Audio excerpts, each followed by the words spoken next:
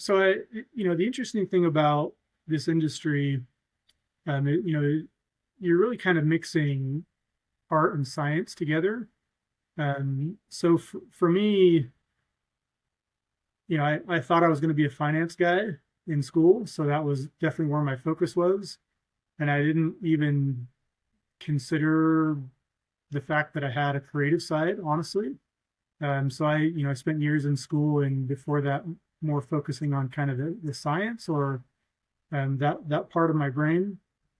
And when I transitioned into this role, I realized I had kind of neglected the artistic side of my personal development. Yeah. I just never knew I would need that. I didn't expect to be in this type of career. So for us, I think it's really important when we look for talent for our team is trying to find someone who has a good, healthy balance between not just understanding like what's trending right now in the industry, what colors are on trend. So it's important as a fashion company to understand and have a strong like opinion and understanding of industry trends, but we also want to match that with someone who can think, they can read a balance sheet, they can focus on data, they can read a sales report and make decisions based on that. So it's really kind of a two-pronged approach to really balancing the numbers with the kind of the artistic side of making a subjective guess or a subjective decision based on what they think they're seeing in the industry.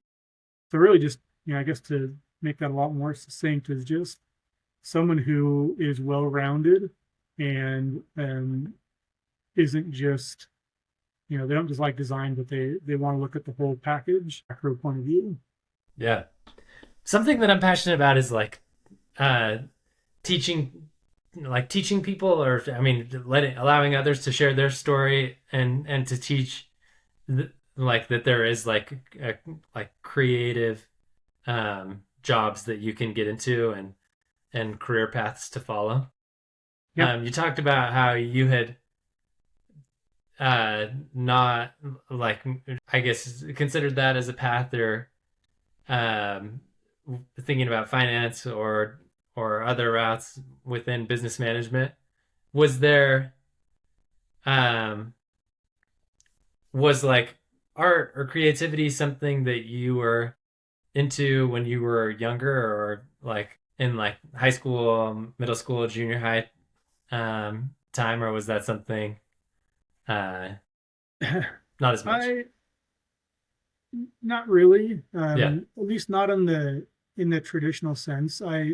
So I'm kind of a hands-on type of person. So like for me, and maybe a lot of other people, when you think of being creative or artistic, you think of like drawing or painting or something in Right. kind of the fine arts. And me as like a kind of a hands-on person, I like to build things. Yeah. I've worked on classic cars my whole life, Cool. building furniture, things like that. So like I never really equated that to being creative or like that, working in that type of environment didn't really occur to me as like a type of kind of creative outlet. So I think I had those, kind of an inkling of that skill when I was younger and throughout my life, but I didn't really think of it that way. Hmm.